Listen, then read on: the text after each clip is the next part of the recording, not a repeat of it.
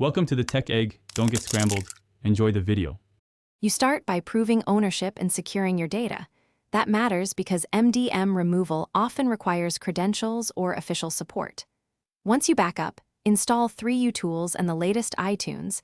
Make sure USB drivers are functional. If you don't have admin consent, stop and contact the administrator or Apple. Unauthorized bypasses risk legal and security issues.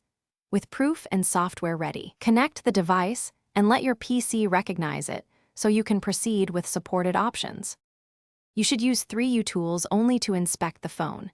Check activation lock, serial, and profile status so you know what you're facing. If you have administrator credentials, remove the management profile from settings or the MDM portal.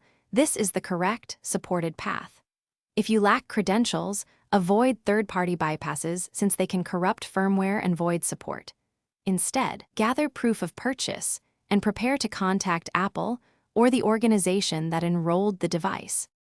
To finish, restore the device via iTunes or DFU mode only when you have authorization and a backup. This can clear profiles if the enrollment was removed server-side.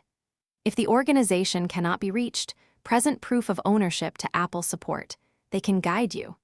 If a restore fails, make sure you use an official Apple cable, reinstall drivers, try a different USB port, and reboot both devices. These simple checks resolve most connectivity or restore errors. Thanks for watching. Consider subscribing if I helped unscramble your problems.